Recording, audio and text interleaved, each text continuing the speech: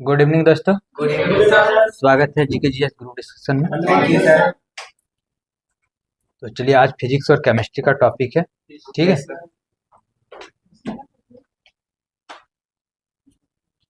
तो पढ़ के आए हैं ना आप लोग?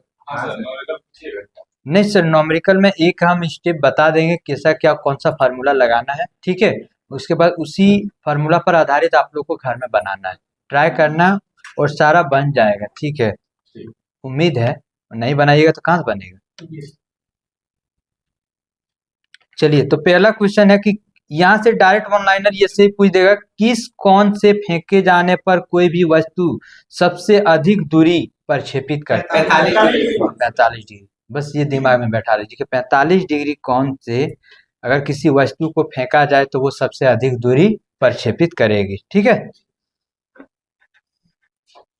वेग में परिवर्तन के दर को क्या कहते हैं? त्वरण। क्या कहते हैं? त्वरण। त्वरण का सही मात्रक मीटर प्रति सेकंड स्क्वायर। अभी कुछ ऑफलाइन वाले स्टूडेंट पूछ रहे थे, सर कैसे जानें कि ये त्वरण है कि ये क्या है?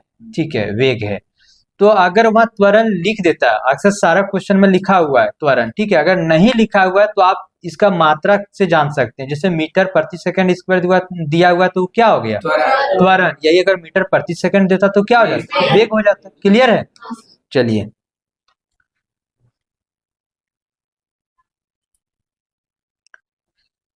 पहला न्यूमेरिकल है कि यदि 5 सेकंड में किसी कार का वेग 5 मीटर प्रति सेकंड से 5 मीटर प्रति सेकंड से बढ़कर 10 मीटर प्रति सेकंड हो जाए तो उसका त्वरण क्या होगा?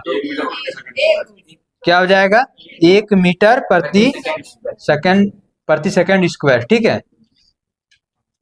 तो ये किसे के v minus you by T, वही वेग में परिवर्तन के दर को त्वरण कहते हैं। चलिए, नेक्स्ट न्यूमेरिकल है, जब 21 न्यूटन के बल को 3 केजी द्रव्यमान वाली वस्तु पर लगाया जाता तो उत्पन्न त्वरण क्या होगा? 3 मीटर। सबसे पहले यहाँ हम देखेंगे कितना होगा सर। वेरी गुड, 7 मीटर प्रति सेकंड स्क्वायर। यहाँ लगाए हम लोग F equal to m e. F equal to m e. Sir यही फार्मूला क्यों लगाए? क्योंकि हमको यहाँ बल जो दिया है उसी पर न बैठाएंगे। बल दिया हुआ था 21 न्यूटन और द्रव्यमान दिया है 3 केजी, तो त्वरण निकल सकता है वहां से। तो बस इधर लाके उसको क्या किए, कटा दिए, ठीक है। 21 को 3 से भाग दिए तो कितना आया? 7। तो ये बराबर हो गया 7 मीटर प्रति सेकंड स्क्वायर। क्लियर हो गया?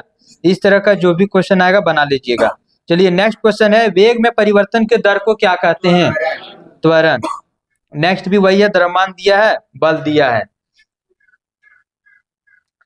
नकारात्मक त्वरण निम्न में से किसकी दिशा के विपरीत होता है? नकारात्मक जो त्वरण है किसकी दिशा के विपरीत होता है? वेग की विपरीत दिशा। सर त्वरण, नकारात्मक त्वरण निम्न में से किसकी दिशा के विपरीत होता है? तो वेग के विपरीत दिशा, ठीक है, वेग के विपरीत दिशा। एक समान तल वाली सीधी सड़क पर नियत त्वरण, त्वरण क्या है? स्थिर है, नियत है। स्थिर त्वरण पर दौड़ने वाली कार के संबंध में इनमें से कौन सा कथन सत्य है? कार का त्वरण शून्य होगा, कार का वेग शून्य होगा, कार का त्वरण निरंतर बदलते रहेगा, या कार का वेग निरंतर बदलते रहेगा? वेग बदलते रहेगा। क्या होगा? वेग बदलते रहेगा, ठीक है। अगर वेग बदलते रहेगा निरंतर, वो भी कैसा? निरंतर। जैसे अगर अभी, हाँ, फिर से बदलेगा। जैसे 2 मीटर प्रति सेकंड है तो अगला होगा क्या? 4 मीटर प्रति सेकंड, फिर अगला होगा 6 मीटर प्रति सेकंड।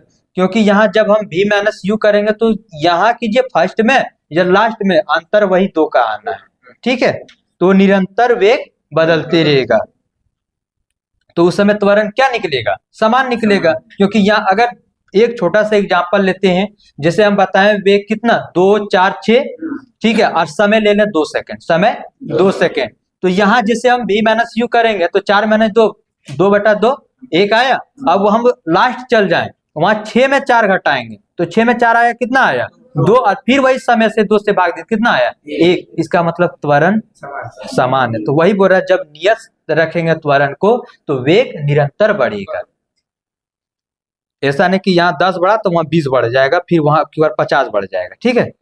चलिए नेक्स्ट, अब इसी पर आधारित न्यूमेरिकल भी दिया हुआ, बना लीजिएगा। शून्य त्वरण का अर्थ क्या होता है? शून्य कब होगा त्वरण?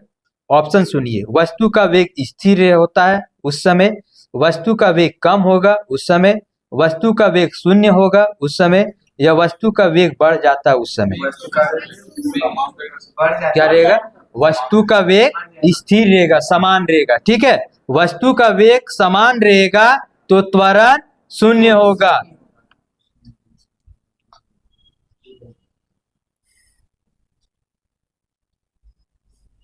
चलिए नेक्स्ट,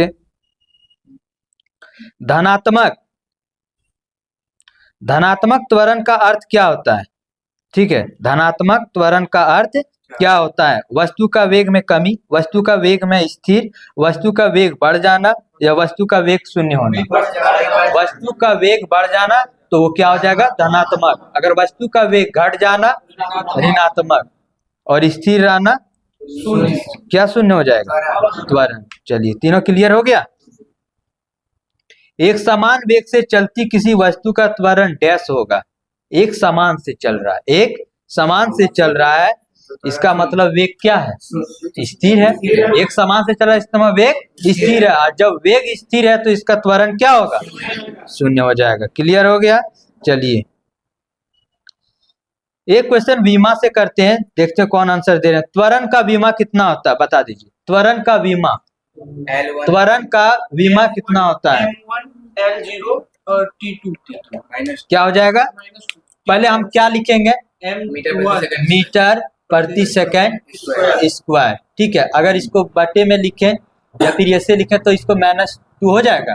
तो यहाँ देखिए हम क्या बोले? बीमा। तो बीमा में क्या आता है? MLT, M for mass, L for length, और T फॉर टाइम। तो इसमें मास है क्या? नहीं है।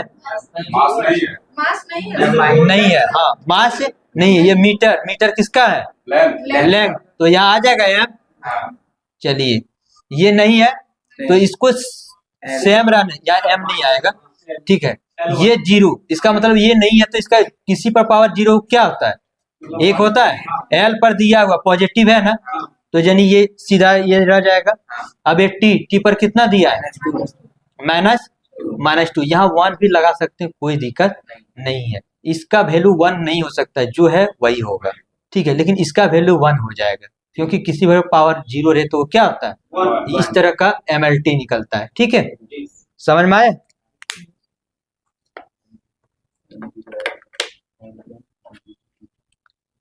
कोशिश कीजिए आगे बल का निकालने का, कार्य का निकालने का। ठीक है, चलिए अगला फिर नॉमरिकल है। हाँ, यहाँ क्वेश्चन है एक, डैश एक वस्तु की प्रति इकाई समय में, डैश एक वस्तु की प्रति इकाई समय में वेग में परिवर्तन को मापा जाता है। विस्थापन, त्वरण, चाल या संवेग। क्या होगा? त्वरण। वेग में परिवर्तन की दर को त्वरण कहते हैं। मुक्त रूप से गिर रही किसी वस्तु की गति उदाहरण क्या है? ठीक है, आयताकार गति, असमान त्वरित गति, समान त्वरित गति या वृत्तीय गति। समान त्वरित गति। बहुत अच्छा। वेग और समय ग्राफ पर रेखा का ढलान कहलाता है क्या? दूरी त्वरण। क्या कहलाता है? त्वरण कहलाता है। ठीक है, ऑप्शन था दूरी, त्वरण, संवेग, बल। ठीक है, तो त्वरण कहलाता है क्योंकि वेग और समय है, वेग में परिवर्तन की दर को त्वरण कहते हैं। अच्छा, जब त्वरण मेरा ऋणात्मक में आ जाएगा तो उसको क्या बोलेंगे? मंदन या मंदता। ठीक है, चलिए अब आते हैं रेखीय गति समीकरण। रेखीय गति समीकरण, गति का 3 समीकरण हम लोग जानते हैं। पहला समीकरण v बराबर u plus A T, v बराबर u प्लस ए टी। दूसरा समीकरण s इक्वल, ठीक है, s बराबर u T plus half A T square. वही तीसरा ठीक है, v स्क्वायर बराबर u स्क्वायर प्लस 2as। ये नॉमरिकल में मतलब जो दिया होगा उसी के आधारित पर ये तीनों में कहीं लगाना। अगर हमारे पास वेग दिया है और समय दिया है, ठीक है, तो हम पहला में लगा के निकाल सकते हैं। अगर मेरे पास अंतिम वेग दिया है, समय दिया, तो प्रारंभिक वेग निकाल लेंगे। ठीक है, अगर प्रारंभिक वेग निकल गया, कहीं कहीं 2 चीज निकालना पड़ेगा। प्रारंभिक वेग निकालने के बाद आप बोलेगा दूरी निकालें, तो उस समय फिर दूरी वाला सूत्र बैठाएंगे। ठीक है, वो न्यूमेरिकल में सारा मिल जाएगा आपको। और मुखास्ती तो उतना हम निकाल नहीं सकते, भूल जाइएगा, ठीक है। तो आप लोग घर में बनाइए, ठीक है। सारा नॉमेरिकल, रैखिक समीकरण में सब नॉमेरिकल है। चलिए, घर्षण बताइएगा, निम्न में से कौन सा घर्षण बल के बारे में सही नहीं है? सही नहीं है, सुनिएगा। ऑप्शन पहला, घर्षण वह बल है जो संपर्क में दो सतहों के सापेक्ष गति का विरोध करता है। दूसरा ऑप्शन है, घर्षण वह बल है जो किसी सतह पर चलने या फिसलने का कार्य करता है, जिसे स्लाइडिंग घर्षण कहते हैं, जिसे स्लाइडिंग घर्षण कहते हैं। ये दूसरा ऑप्शन था। तीसरा ऑप्शन है, मशीनों के घर्षण ऊर्जा अपव्यय और टूट फूट का कारण है। और तीसरा ऑप्शन है, रोलिंग घर्षण स्लाइडिंग घर्षण के तुलना में अधिक होता है, मशीनों में बॉल बेयरिंग से घर्षण कम होता है। डी गलत है। ये तो सही है कि मशीनों में बॉल बेयरिंग से घर्षण कम होता है, लेकिन ये पहले जो बोल दिया स्टेटमेंट कि रोलिंग घर्षण स्लाइडिंग घर्षण के तुलना में अधिक है, ये गलत है, ये गलत है। तो सबसे अधिक क्या होता है सर? स्थैतिक घर्षण। स्थैतिक घर्षण से भी कम क्या होता है? सर्पी, ठीक है, सर्पी घर्षण, ठीक है। सर्पी घर्षण से कम होता है लौटनिक घर्षण। लौटनिक घर्षण को रोलिंग घर्षण कहते हैं, वही सर्पी घर्षण को स्लाइडिंग घर्षण कहते हैं, ठीक है। तो सबसे अधिक कौन हो गया? स्लाइडिंग घर्षण, और सबसे कम इसके अनुसार, ऑप्शन के अनुसार सबसे कम क्या हो जाएगा? रोलिंग घर्षण। लेकिन यहाँ उल्टा बोल दिया था कि रोलिंग घर्षण जो है स्लाइडिंग घर्षण के तुलना में अधिक है, जो कि क्या हो गया? गलत। बाकी सारा सही है। चलिए नेक्स्ट है, ब्रेक लगाने पर एक कार मुख्य रूप से डैश बल के कारण रुक जाता है। कौन से बल के कारण? घर्षण बल। कौन से बल के कारण? घर्षण बल के कारण रुक जाता है। यदि किसी गतिमान वस्तु पर कोई बल आरोपित नहीं हो तो वह किसके कारण रुक जाएगी? घर्षण बल के कारण। जैसे हम एक बार अगर बॉल को फेंक दिए तो ऐसा नहीं कि उस पर बल हम लगाते रहेंगे, वो कहीं ना कहीं जाके रुक जाएगा, ठीक है। और किसके कारण रुकेगा? तो घर्षण बल के कारण। निम्नलिखित में से कौन सी घटना घर्षण के बिना होना मुश्किल है? होना मुश्किल है। पहला, एक भारी बक्से को एक जगह से दूसरी जगह ले जाना। दूसरा, कैरम खेलना। तीसरा, एक गिलास को पकड़ना। चौथा, दरवाजे की गति। एक गिलास को पकड़ना। एक गिलास को पकड़ना। अगर हम मान लो अगर ये मोबाइल है, अगर घर्षण नहीं रहता तो ये क्या होता है? गिर जाता कि नहीं? तो यही चीज आप देखिए, ग्लास अगर हाथ में, मोबाइल नहीं गिरने देंगे, ठीक है, हाथ में अगर तेल लगा लीजिए और ग्लास को पकड़िएगा तो क्या होता है? गिर जाता है, क्योंकि वहां घर्षण क्या हो गया? कम हो गया। तो आंसर क्या हो जाएगा? एक गिलास को पकड़ना मुश्किल हो जाता है। एक गिलास को पकड़ना मुश्किल हो जाता है, किसके बिना? घर्षण के बिना ना। दो सतह के बीच सतह के अनियमितताओं, मतलब दोनों अलग अलग के परिणाम स्वरूप डैश होता है। क्या होता है? घर्षण, तनाव, आवेग, बल आघूर्ण। घर्षण क्या होता है? घर्षण। घर्षण बल डैश कार्य करता है? बल के लंबवत दिशा में, बल की दिशा, बल के विपरीत, बल के दिशा के विपरीत कार्य करता है। जब तक विपरीत नहीं करेगा, कार्य किसे करेगा? जैसे अगर चक्का घूम रहा है तो वो जो ब्रेक लगाते हैं ना, तो उसका विपरीत कार्य करता है वो, ठीक ना, विपरीत कार्य करता है, इसीलिए चक्का मेरा रुक जाता है। तो यही चीज, जैसे अगर ये चल रहा है तो घर्षण बल उधर से काम करता है, तभी ये रुकने की संभावना है, ठीक। चलिए नेक्स्ट। हाँ, घर्षण बल तो वो विपरीत कर रहा, तो बल के दिशा में, यहाँ पूछा गया कि बल के दिशा में, तो बल के दिशा में विपरीत करेगा। अगर पूछा जाता है कि घर्षण बल पर लगने वाला आवेश क्या होगा, तो ऋणात्मक होगा। एक साइकिल स्थिर त्वरण से, ठीक है, चल रहा है, एक साइकिल स्थिर त्वरण से चल रहा, तो पीछे के पहिए पर घर्षण बल शून्य होगा, पीछे दिशा में होगा, अग्र दिशा में होगा, ये सभी होगा पीछे दिशा में होगा। कहाँ होगा? पीछे दिशा में। कारों के ब्रेकिंग पैड, कारों के ब्रेकिंग पैड में डैश के गुण का उपयोग किया जाता है? घर्षण का शून्य प्रभाव, वजन, आवेग, बल, तनाव की क्रिया, घर्षण का नकारात्मक प्रभाव या घर्षण का सकारात्मक प्रभाव। क्या होगा? घर्षण का पूछ रहा, ना कि बल के दिशा पूछ रहा। क्या होगा? घर्षण का सकारात्मक प्रभाव, ठीक है। सकारात्मक प्रभाव मतलब वो जो कार में देखते हैं कभी ऊपर से कवर लगाया जाता है प्लास्टिक वाला, वो क्यों लगाया जाता है? ताकि हमारा घर्षण का सकारात्मक हो, मतलब घर्षण उसमें सही से उपयोग हो, कार्य कर रहे हो। अगर वो खोल देंगे तो फिर स्लिप करेगा तो वो क्या हो गया? घर्षण के लिए वो अच्छा है। हाँ, घर्षण के लिए क्वेश्चन बोल रहा है, घर्षण के लिए क्या होगा? ठीक है, क्या पूछा? कारों में जो ब्रेकिंग पैड लगाया जाता है वो डैश गुण का उपयोग घर्षण के लिए क्या होगा? ठीक है, घर्षण के लिए positive हाँ, तो घर्षण के लिए सकारात्मक होगा,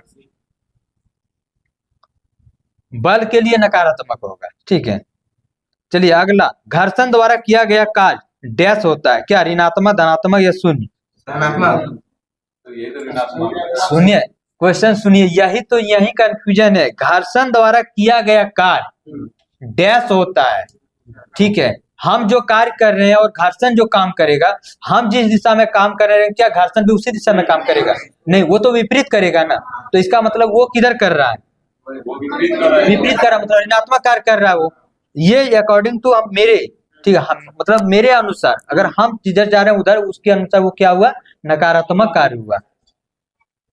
घर्षण बल द्वारा किया गया कार्य, घर्षण बल द्वारा किया गया कार्य क्या होता है? हमेशा धनात्मक, केवल छोटे घर्षण वालों के लिए धनात्मक, या हमेशा ऋणात्मक, या केवल बड़े घर्षणों के लिए ऋणात्मक? हमेशा ऋणात्मक कार्य करता है, हमेशा ऋणात्मक कार्य करता है। चलिए,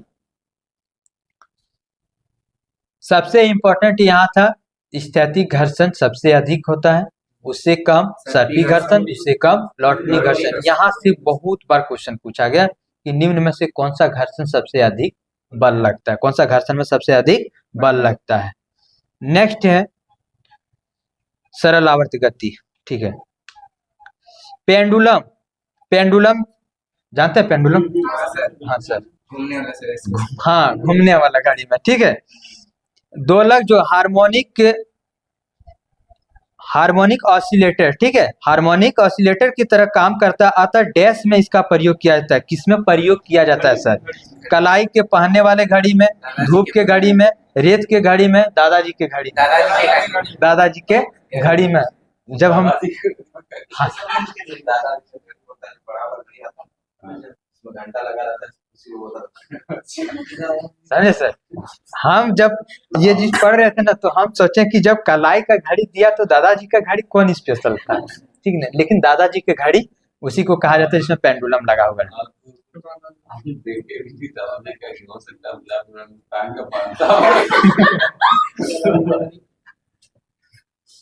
अच्छा, आज सब कोई जाके अपना देख लीजिएगा इसका इमेज कैसा होता है दादाजी। चलिए नेक्स्ट देखे, तो वो किस पर कार्य करता है? तो सरल आवर्त गति पर, ठीक है। जब एक कार एक मोड़ लेती है, वह कौन सा बल जो हमें बाहर की ओर धक्का देता है? केंद्रीय बल। कौन सा बल? अब केंद्रीय बल। Very good. यहाँ देखिए दो चीज मिस पॉइंट होता है क्या, जैसे अगर ये मोड़ रहे हैं तो यहाँ तो ढालनुमा होता ही है, जहां भी मोड़ देखे होंगे, तो जैसे मोड़ रहे हैं तो जो केंद्र की ओर बल लग रहा है वो अभिकेंद्रीय बल, जिसका दूसरा नाम है केंद्राभिमुख बल, ठीक है। लेकिन वो जो बाहर की ओर धक्का दे रहे हैं वो अपकेंद्रीय बल, वो कौन सा हो जाएगा? अपकेंद्रीय बल। आगे क्वेश्चन आएगा, क्लियर हो जाएगा, ठीक है। तो अपकेंद्र बल का उपयोग कहाँ कहाँ किया जाता है? अपकेंद्र बल का उपयोग, हाँ, दूध से मक्खन बनाने में, ठीक है। दूसरा पे गाड़ी के घुमाव हमारे बाहर की ओर धक्का देने में, ठीक है। और नेक्स्ट चलिए आगे देखते हैं, फिर मिलेगा क्वेश्चन, ठीक है। डायरी में, ठीक है, सॉरी, डेयरी में प्रयोग किए जाने वाले दूध से क्रीम को अलग करने की प्रक्रिया क्या कहलाती है? क्या कहलाता है? अपकेंद्रीय बल।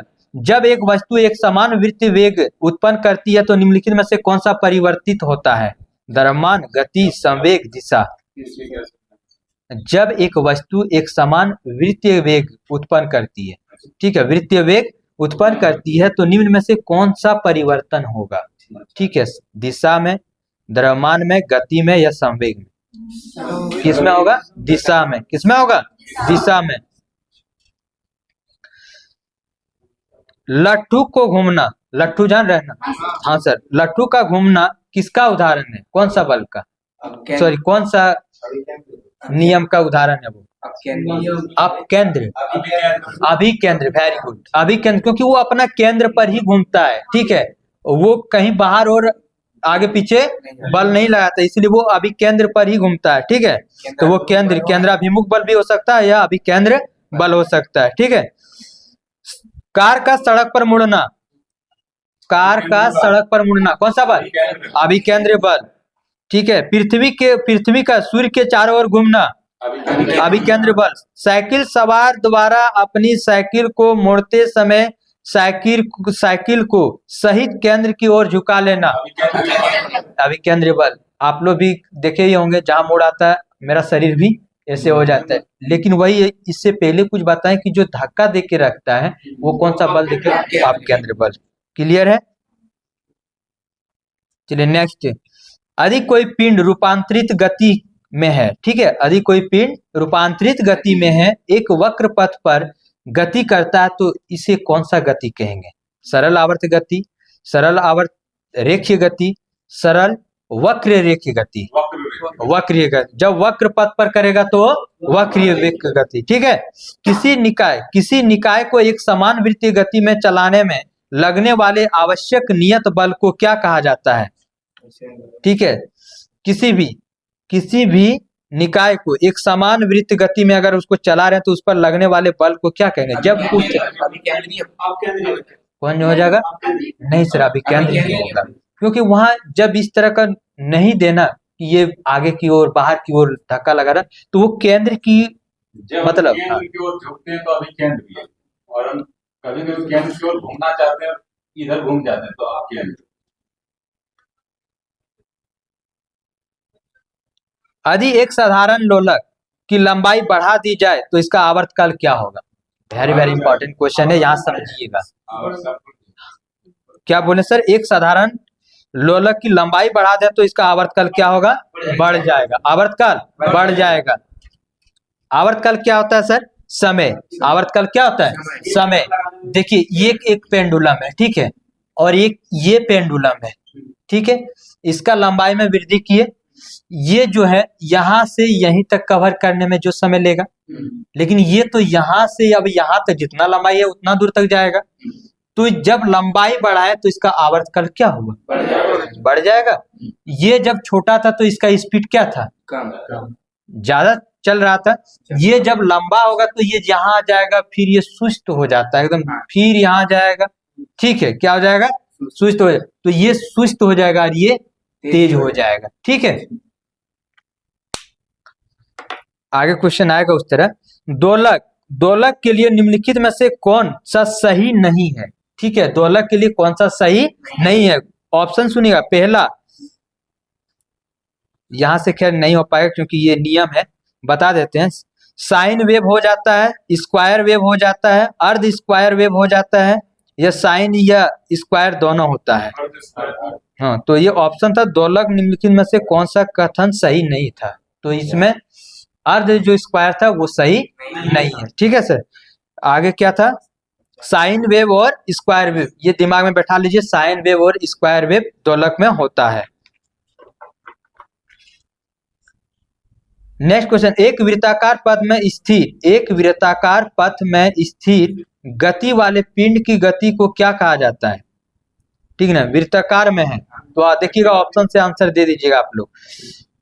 पहला दोलनी गति, दूसरा असमान वृत्तीय गति, तीसरा समान वृत्तीय गति, ठीक है। तो क्या होगा आंसर इसका?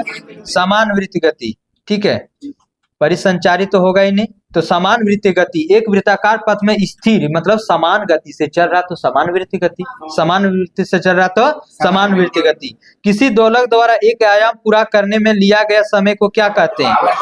यही चीज, यहाँ से यहाँ तक और यहाँ से यहाँ तक आया, जैसे यहाँ गया फिर यहाँ आया ना, तो ये क्या हो गया? आवर्तकाल। क्या हो गया? आवर्तकाल। जो समय लिया वही क्या हो गया? आवर्तकाल। किसी सैटेलाइट और पृथ्वी के बीच आकर्षण का गुरुत्वाकर्षण बल डैश को तेजी प्रदान करता है? किसको? अभिकेंद्रीय बल को, समतलीय बल को, अपकेंद्र बल को, या तनाव बल को?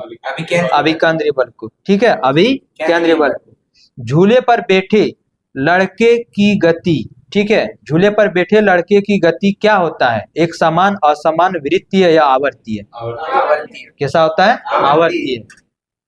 झूला पर बैठे हैं तो ये तो झूल रहा है ना, फिर जाएगा, फिर आएगा, फिर जाएगा, तो ये किसमें आ जाएगा? आवर्ती गति। अगर पूछा जाएगा कि पेंडुलम का जो है वो किसमें आएगा? आवर्ती गति। चलिए, ये क्लियर हो गया आवर्ती गति। अगर एक क्वेश्चन यहीं से पूछा जाए कि एक झूले पर लड़की झूल रही है, ठीक है, अगर वो झूले बैठी हुई है लड़की, अगर वो खड़े हो जाए तो झूला क्या होगा? तेज होगा या क्या हो जाएगा? स्पीड हो जाएगी। क्यों सर? क्योंकि उसका लंबाई घट गया। हाँ, लंबाई घट गया, ठीक है। और इसका तो पूरी तरह से विश्लेषण प्लेलिस्ट में होगा ही, ठीक है, वहां जाके आप लोग वीडियो देख लीजिएगा, सारा बताया हुआ है, सरल आवर्ती गति, ठीक है। चलिए नेक्स्ट, गुरुत्वाकर्षण बल। कहाँ पर जा रहा है? ओ, टॉपिक नहीं है ना। एक सेट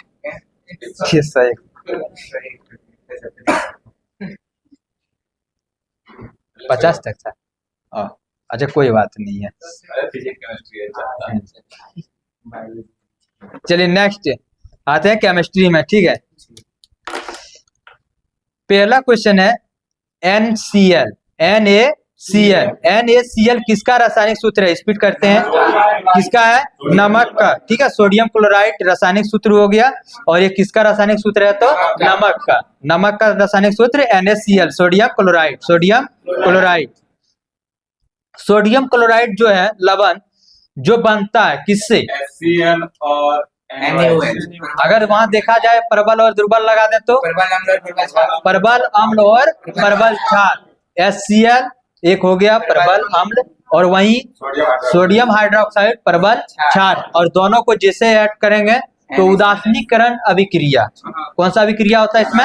उदासीनीकरण अभिक्रिया के द्वारा क्या हो जाएगा? NaCl प्लस जल। NaCl प्लस जल, NaCl ही लवण हो गया, ठीक है। चलिए नेक्स्ट क्वेश्चन, बर्फ को पिघलाने के लिए निम्नलिखित में से किसका प्रयोग किया जाता है? नमक का। किसका प्रयोग किया जाता है? नमक का। एक अम्ल और क्षार के बीच अभिक्रिया करके परिणाम स्वरूप क्या उत्पन्न किया जा सकता है? लवण और जल। ऑप्शन में दिया लवण और ऑक्सीजन, अम्ल, क्षार, लवण और जल। Very good. जब एक एसिड धातु ऑक्साइड के साथ अभिक्रिया करता है तो उत्पाद के रूप में डैश और डैश प्राप्त होता है? अम्ल और क्षार किया तो जल और लवण। क्या इस तरह का क्वेश्चन सारा बन सकता है ना? चलिए, साधारण नमक के विलयन के निर्माण में सोडियम हाइड्रोक्साइड के साथ कौन अभिक्रिया करता है? देखिए कहाँ से क्वेश्चन दिया, एक चीज गायब कर देता है, एक चीज पूछ देता है। यहाँ बोला कि साधारण नमक अगर प्राप्त करना है हमें तो सोडियम हाइड्रोक्साइड के साथ क्या अभिक्रिया कराना पड़ेगा? तो किसको? HCl को। HCl क्या हो गया? हाइड्रोक्लोरिक अम्ल।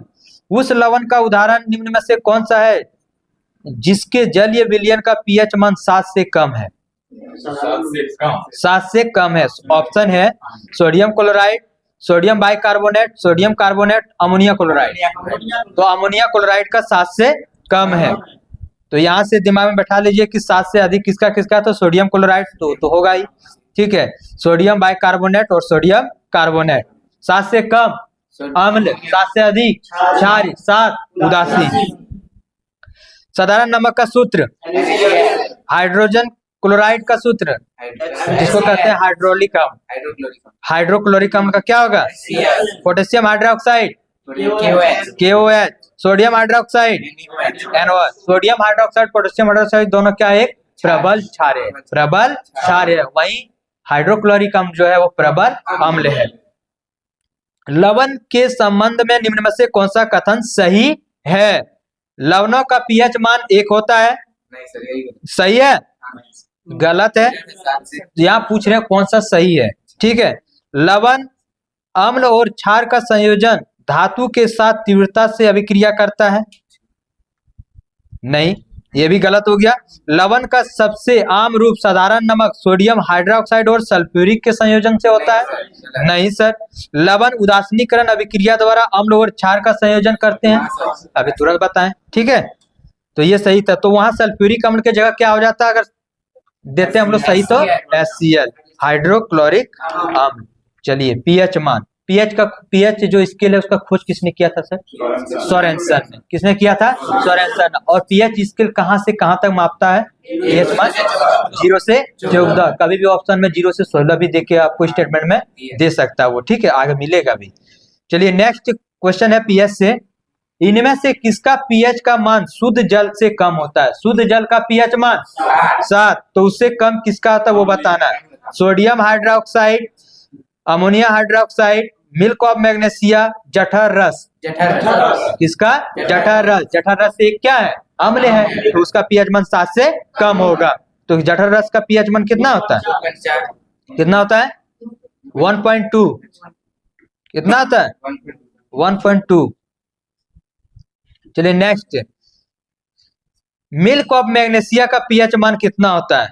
देखिए पीएच मान में एग्जैक्ट नहीं कर सकते कि यही होगा सर, ठीक है, लेकिन उस ऑप्शन, अगर यहाँ ऑप्शन में दिया है 10.4 तो हो सकता है कहीं कुछ और मिले, लेकिन वो अरेंज कर देगा कि इतना से इतना के बीच में होता है। ठीक है, तो 10.4 मिल्क ऑफ मैग्नीशिया का कितना होता है? 10.4। प्रबल क्षार और दुर्बल अम्ल के मिश्रण वाले लवण का पीएच मान कितना होगा? 7 से अधिक। 7 से अधिक। सबसे पहले हम लोग देखें प्रबल क्षार और प्रबल अम्ल। जब प्रबल क्षार और प्रबल अम्ल को मिलाएंगे तो क्या हो जाएगा? लवण बनेगा। और लवण का पीएच मान कितना? 7 से अधिक। 7 से अधिक। चलिए लार का पीएच मान, हाँ 6. देखिए हम लोग पढ़े 6.4, ठीक है, वही 6.5 किसका पढ़े थे? दूध का। 6.5 दूध का, 6 मूत्र का। लेकिन यहाँ देखिए कुछ अलग दिया हुआ, क्योंकि ये एवरेज दे दिया ऑप्शन में सर, ऑप्शन में नहीं एक्सप्लान में दिया हुआ था। ठीक है,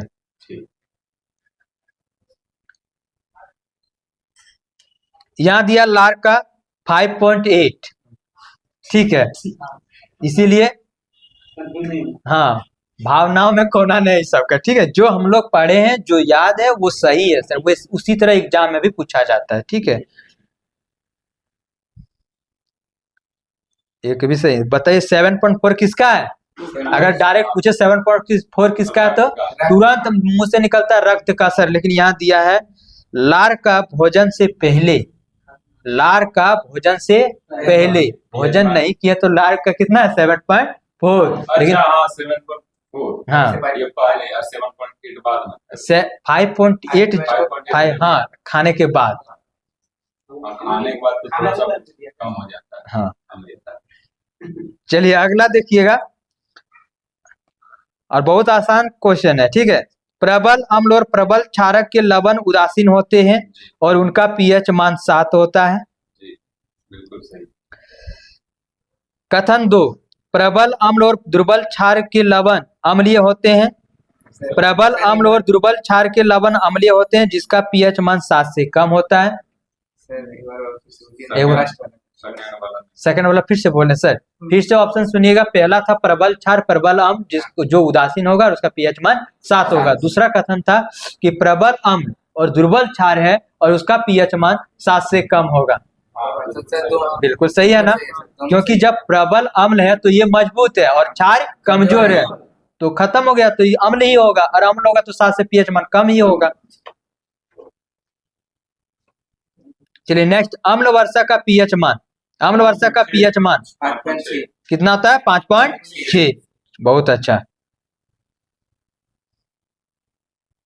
चलिए कथन है, फिर से आप लोग बताइए कौन सही है कौन गलत है। पीएच में पी जर्मन भाषा के पोटेंच को निरूपित करता है जिसका अर्थ होता है शक्ति। दूसरा कथन है, पीएच पैमाने पर हम सामान्यतः 0 से 16 तक पीएच मान मापते हैं। एक सही है, 2 गलत। एक सही है, 2 तो कितना से कितना तक मापते हैं? 0 से 14। चलिए बहुत अच्छा। उदासीन विलयन का पीएच मान कितना होगा? 7। एकदम अब उड़ा देना है क्वेश्चन। पीएच मान 7 से 14 की ओर बढ़ता है, 7 से 14 की ओर बढ़ता है, तो यह क्या दर्शाता है? क्षारीय। ऑप्शन के अनुसार आंसर दीजिएगा। H प्लस आयन की सांद्रता में कमी, H प्लस आयन की सांद्रता में वृद्धि, OH माइनस के आयन में सांद्रता में वृद्धि, OH माइनस के आयन में कमी। OH माइनस के आयन में वृद्धि। वृद्धि होगा क्योंकि ये प्रबल क्षार की ओर जा रहा है, तो OH माइनस क्या होगा? वृद्धि होगा। वहीं अगर प्रबल अम्ल की ओर जाएगा तो H प्लस आयन बढ़ेगा। ठीक है। अत्यधिक अम्लीय मिश्रण का pH मान क्या होगा? जीरो। जीरो। ठीक है। जब पूरे ऑप्शन के अनुसार देखिए 14, 7, 1, 0 दिया, जब बोल दे कि अत्यधिक अम्ल है तो उसका pH मान क्या चल जाएगा? जीरो। और जीरो pH मान किसका होता है? HCl का हो जाता है। नींबू के रस का pH मान 2.2। शराब का? शराब का 80 से 50 नहीं 50 40 28 से 38। 28 से 38 ना, 28 से 38 मतलब 2.8 से 3.8 तक। चलिए नेक्स्ट, निम्नलिखित में से किसका उपयोग कर समानतः सटीक pH पैमाने के लिए संकेत के रूप में किया जाता है? ऑप्शन है लिटमस पत्र, दूसरा है इयोसिन, तीसरा है यूनिवर्सल इंडिकेटर, चौथा है फिनोप्थेलिन। इयोसिन। सर सब है सूचक। जब यहाँ एक आपको स्ट्रॉन्ग दे दिया यूनिवर्सल इंडिकेटर, तो यूनिवर्सल इंडिकेटर के अंतर्गत तो आ सकता है ना सब? यूनिवर्सल इंडिकेटर के अंदर सब आएगा कि नहीं? अच्छा बताएंगे, आ रहा वो भी चैप्टर, आज डेमो दिए थे ना, पेंसिल रबड़ और विद्यार्थी। चलिए नेक्स्ट देखते हैं। यदि एक पदार्थ का pH मान 7 से कम है तो वो क्या होगा? अम्लीय होगा। अब ये इसी तरह का क्वेश्चन दिया है सारा, उस तरह का नहीं है। चलिए पूछ लेते हैं तब पर भी। यदि किसी लवण का pH मान 0 है तो वह डैश का लवण होता है? शक्ति एसिड और कमजोर बेस का, कमजोर एसिड और शक्ति बेस का, सख्त एसिड और सख्त बेस का, कमजोर एसिड और कमजोर बेस का। सख्त एसिड और तो वो क्या हो जाएगा? सर हम बताते हैं, ठीक है। तो क्वेश्चन नहीं सुनते तो आंसर कैसे दे देते हैं सर? यहाँ क्या बोले? यदि किसी लवण का pH मान 0 है, क्या है? 0 है। 0 है तो इसका मतलब वो क्या होगा? अम्ल होगा। अम्ल होगा इसका मतलब प्रबल या सख्त अम्ल चाहिए उसको। तो पहला ऑप्शन सही है, सख्त एसिड और बेस कमजोर। बेस कमजोर। तो यहाँ लैंग्वेज में सिर्फ अलग कर रहा है कि कहीं क्षार दे रहा है, कहीं उसी को इंग्लिश में दे रहा है, कहीं इस तरह, कहीं कुछ दे रहा है। ठीक है। तो आंसर पे ध्यान देना, क्वेश्चन पे नहीं सर, सुने आप लवण का जिक्र सुने, इसीलिए हम सुने लवण नहीं। सर ये मैट्रिक 9 नहीं है जो होप टू होप वहाँ आंधी आने से पेड़ टूटने वाला ही आएगा। ठीक है। यहाँ कुछ भी चेंज कर सकता है, इसलिए ध्यान दीजिएगा क्वेश्चन पर, उसके बाद आंसर दीजिएगा, नहीं तो 1 नंबर बहुत मायने रखता है, और वो भी जाना होगा क्वेश्चन में। ठीक है। उदासीन विलयन का pH मान कितना होता है आप बताइए? 7 होता है। यदि किसी नमक का pH मान 14 है तो वह नमक डैश होता है? फिर से वही क्वेश्चन दिया, कमजोर एसिड और बेस। क्या पूछेंगे? चलिए आइए सर करंट पूछिए, सारा इसी में। और आज का नहीं और है सर थोड़ा सा सर, अम्ल क्षार और सूचक। कुछ सूचक है जिससे हम ये पता करते हैं कि कौन अम्ल है कौन क्षार है। ठीक है। वो सूचक का नाम कुछ याद होगा आप लोग को? कोई बता दीजिए, कुछ भी, 2 भी बताइए कोई। नेप्थलीन और फिनोप्थेलिन। लिटमस पत्र, लाल गोभी का पत्ता, लाल गोभी का पत्ता। उसके बाद एक क्या था? Orange, methyl orange. ठीक है। तो आप बताइएगा, यही तीनों यही क्लियर कर दीजिए, सोचिए सारा हो जाएगा। मिथाइल ऑरेंज जो है वो अम्ल में कैसा रंग देता है? लाल देता है, और क्षार में पीला। फिनोप्थेलिन जो है वो अम्ल में कैसा देता है? रंगहीन। वेरी गुड सर, रंगहीन। वहीं क्षार में गुलाबी। कैसा देता है? गुलाबी। लिटमस पत्र जो है अम्ल नीला को लाल कर देता है, और क्षार लाल को नीला कर देता है। अच्छा खुद से ना। चलिए हम लोग देखते हैं 3 सूचक का जैसे नाम बताए। एक था क्या? लिटमस पत्र। लिटमस पत्र क्या करता है? तो अम्ल में क्या करता है? नीला को लाल। अम्ल में नीला को लाल, वहीं क्षार में लाल को नीला। कौन? लिटमस पत्र। वहीं अगर देखें फिनोप्थेलिन, तो फिनोप्थेलिन जो होता है अम्ल में रंगहीन होता है, वो कोई रंग नहीं देता है, लेकिन वही क्षार में जाके फिनोप्थेलिन गुलाबी रंग देता है, ठीक है।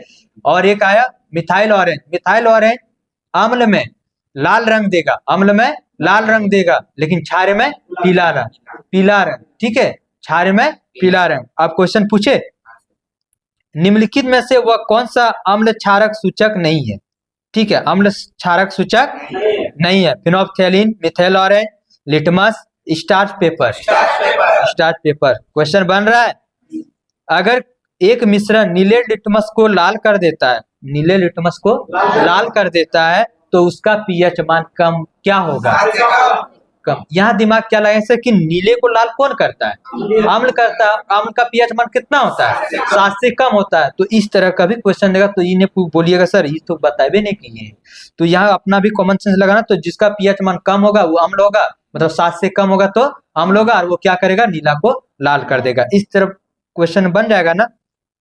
चलिए लाल, लाल करते हैं अगला क्वेश्चन, ठीक है। निम्नलिखित में से कौन सा नीले लिटमस को लाल कर देता है? ऑप्शन देखिए, ये टाइप बता रहे किस किस तरह से क्वेश्चन पूछेगा। ऑप्शन है सिरका, बेकिंग सोडा, चूने का पानी, धवन सोडा। सिरका, सिरका एक क्या है, अम्ल है, जिसका पीएच मान 2.4 है, 0 से लेकर सिरका 2.2 से 2.4। अच्छा 2.2 से 2.4 ना, 2.2 से 2.4 सिरका। और सिरका में कौन सा अम्ल पाया जाता है, एसिटिक अम्ल। कौन सा अम्ल पाया जाता है, एसिड। अगर सिरका नहीं पता लेकिन वहां से हम लोग जान गए कि सिरका को क्या कहा जाता है, एसिटिक अम्ल, ठीक है। और एसिटिक अम्ल आ गया तो क्या हो जाएगा, नीले को लाल कर देगा, ठीक है। कहीं से न कहीं किसी रूप में रिलेटेड कर लीजिए। उस पीएच मान बताइए, उस विलयन का पीएच मान बताइए जो लाल को नीला कर देता है। 7 से अधिक, 7 से कम, या 7 से अधिक। हाइड्रोक्लोरिक अम्ल, हाइड्रोक्लोरिक अम्ल लिटमस पत्र को किस रंग में बदल देगा, किस में बदल देगा, लाल में। मिथाइल ऑरेंज, ठीक है, मिथाइल ऑरेंज अम्ल और क्षार दोनों बताना। ऑप्शन के अनुसार अम्लीय माध्यम में गुलाबी तथा क्षार माध्यम में लाल, अम्ल माध्यम में रंगहीन तथा क्षार माध्यम में गुलाबी, अम्ल माध्यम में पीला तथा क्षार माध्यम में रंगहीन, अम्ल माध्यम में लाल तथा क्षार माध्यम में गुलाबी। बस ये सही। गुलाबी नहीं है, कोई भी सही है नहीं सर, कोई भी नहीं है सर। कौन सी क्वेश्चन क्या था? ऑप्शन में गुलाबी दिया है, जो कि ये पीला गुलाबी दिया है आंसर, ठीक है सर, मतलब पीला देवे नहीं किए कहीं। क्वेश्चन था मिथाइल ऑरेंज, ठीक है। मिथाइल ऑरेंज डैश होता है, मिथाइल ऑरेंज में डैश होता है, अम्ल माध्यम में गुलाबी तथा क्षार माध्यम में लाल, ठीक है। अम्ल माध्यम में रंगीन तथा क्षार माध्यम में गुलाबी, अम्ल माध्यम में पीला तथा क्षार माध्यम में रंगहीन, अम्ल माध्यम में लाल तथा क्षार माध्यम में पीला। सही हो गया ना। मेरा बस चलता तो एग्जाम में ऐसे ही बना देते हैं। चलिए आगे देखिए, यहाँ दिया है, ठीक है, उस तरह से क्वेश्चन छाटिएगा आप लोग तो हो जाएगा। लिटमस विलयन एक बैंगनी डाई है। यहाँ हम पहले भी पूछे थे कि अगर लिटमस पत्र उदासीन में रहेगा तो कैसा रंग देगा, बैंगनी देगा। ये भी पूछा गया क्वेश्चन है, ठीक है। सबका दिमाग में गुलाबी बैठा रहता है, ठीक है। तो अभी भी दिमाग में अगर है तो निकाल दीजिए आप लोग, ऑफलाइन ऑनलाइन दोनों, ठीक है। कि लिटमस पत्र का अगर उदासीन में पूछे तो कैसा रहता है, बैंगनी कलर। कैसा रहता है, बैंगनी कलर। सल्फ्यूरिक एसिड के साथ मिश्रित होने पर लिटमस विलयन का रंग कैसा बनेगा, कैसा बनेगा, लाल। और यही लाल के साथ क्वेश्चन समाप्त हो गया केमिस्ट्री का भी। तो चलिए सर आइए।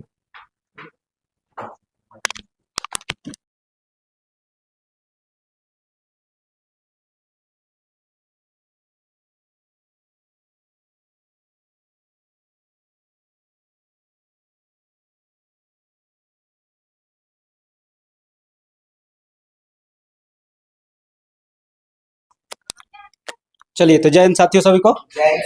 स्वागत है आप सभी का जीके जीएस ग्रुप डिस्कशन में। और आज का जो टॉपिक है वो करंट अफेयर्स का है, तो रोज रहता है। हाँ तो कोई बात नहीं। आवाज गड़बड़ हो गया क्या?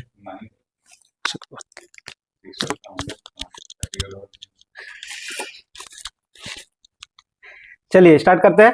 बताइएगा सबसे पहला सवाल आज का, पद्म पुरस्कार कितने प्रकार के होते हैं?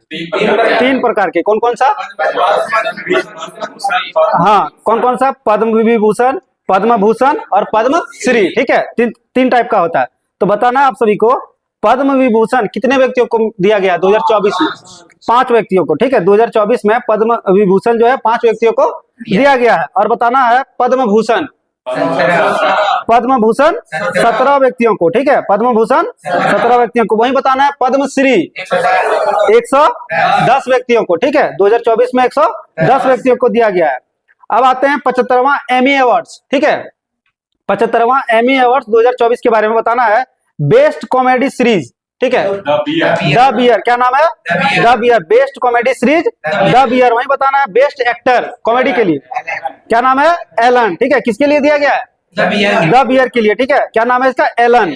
ठीक है, best actor Allen, Jeremy Allen नाम है इसका। वहीं बताना है बेस्ट एक्ट्रेस मतलब हीरोइन, हाँ ब्रूनसन। ठीक है, क्विंटा ब्रूनसन। कॉमेडी के लिए क्विंटा ब्रूनसन। उसको किसके लिए दिया गया है? तो एबॉट एलिमेंट्री। ठीक है, एबॉट एलिमेंट्री नहीं पढ़िएगा, अच्छा कोई बात नहीं। क्या नाम है उसका? Abbott Elementary. ठीक है, जिसको दिया गया है बेस्ट एक्ट्रेस को दिया गया है, हाँ ब्रूनसन नाम है उसका।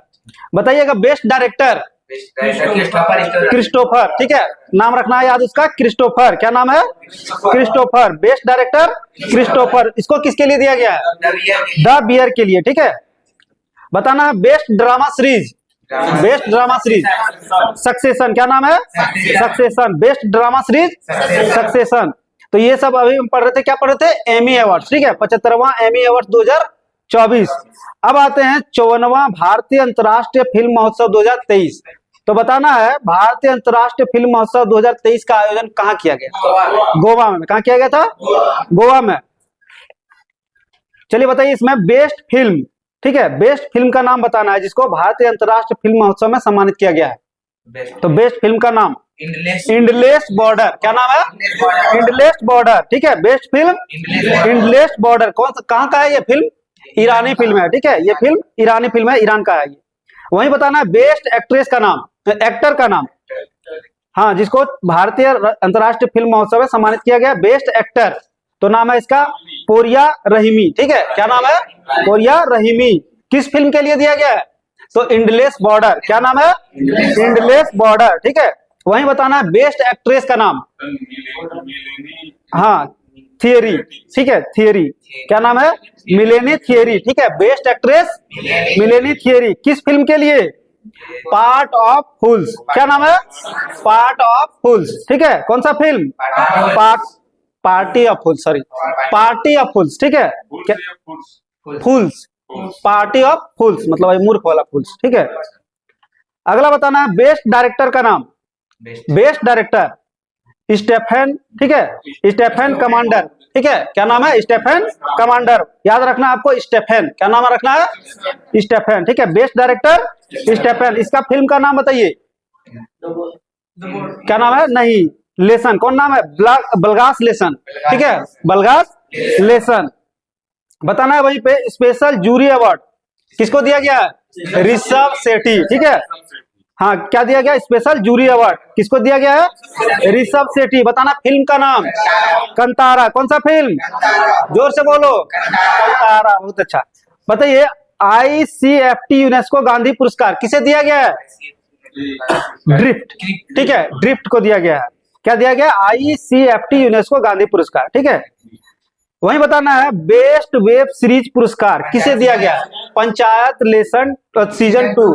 पंचायत सीजन 2। ठीक है, बेस्ट वेब सीरीज का अवार्ड दिया गया पंचायत सीजन 2। बताना है सत्यजीत रे लाइफ टाइम अचीवमेंट अवार्ड किसे दिया गया? Michael Douglas. ठीक है, किसे दिया गया है? Michael Douglas. किसे दिया गया है? Michael Douglas. अब आते हैं ICC अवार्ड 2023। ठीक है, ICC अवार्ड 2023। बताना है पुरुष क्रिकेटर ऑफ द ईयर किसे दिया गया? Pat Cummins. किसे दिया गया है? Pat Cummins. कौन सा देश? ऑस्ट्रेलिया। Pat Cummins Australia. बताना है पुरुष one day cricketer of the year. Virat Kohli. किसे दिया गया है? विराट कोहली। पुरुष one day cricketer of the year Virat Kohli. वहीं बताना है पुरुष test cricketer of the year. पुरुष, हाँ, पुरुष test cricketer of the year Usman Khawaja. किस देश का? ऑस्ट्रेलिया का। उस्मान ख्वाजा ऑस्ट्रेलिया। बताना है पुरुष T20 cricketer of the year. हाँ, पुरुष T20 cricketer of the year Surya Kumar Yadav. ठीक है, हाँ, 360 सूर्य कुमार यादव। बताना है महिला cricketer of the year. Smriti Mandanna.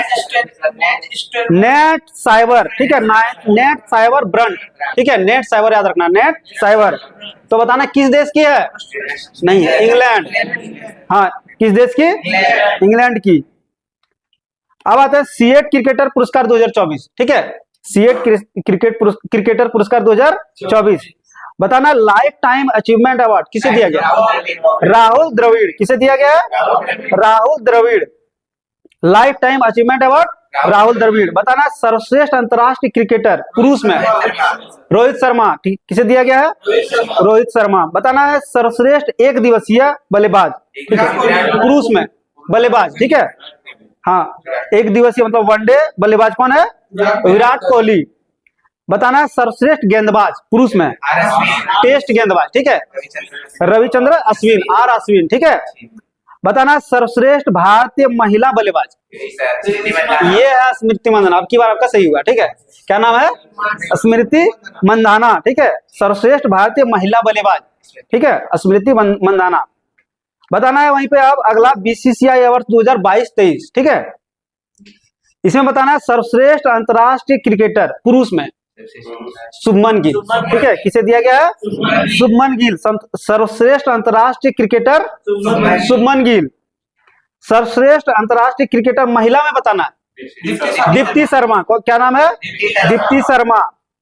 सर्वश्रेष्ठ अंपायर रोहन पंडित। ठीक है, क्या नाम है? रोहन पंडित। सर्वश्रेष्ठ अंपायर रोहन पंडित। बताना है C K Naidu life time achievement award किसे दिया गया है? हाँ, एक रवि शास्त्री है और एक फारूक इंजीनियर। क्या नाम है? फारूक इंजीनियर रवि शास्त्री। बताना है पॉली उमरीगर अवार्ड किसे दिया गया है? पॉली उमरीगर अवार्ड शुभमन गिल को। किसे दिया गया है? शुभमन गिल। पॉली उमरीगर अवार्ड शुभमन गिल। अब आते हैं फीफा अवार्ड 2023। ठीक है, कौन सा अवार्ड? फीफा अवार्ड 2023 किसमें दिया जाता है? फुटबॉल में। ठीक है, इसमें बताना है सर्वश्रेष्ठ फीफा पुरुष खिलाड़ी। क्या नाम है? Lionel Messi. कौन देश का? अर्जेंटीना। Lionel Messi Argentina. बताना है सर्वश्रेष्ठ फीफा महिला खिलाड़ी। हाँ, एतना नहीं है, एताना है। ठीक है, हाँ, एतना बोनमाटी। ठीक है, एताना बोनमाटी। क्या नाम है? Aitana Bonmati. किस देश की है? स्पेन। ठीक है, एताना बोनमाटी स्पेन की है। तो धड़ल्ले से टॉपिक कंप्लीट होता है सर। ठीक है, बोले तो क्या बोले, कोई बात नहीं।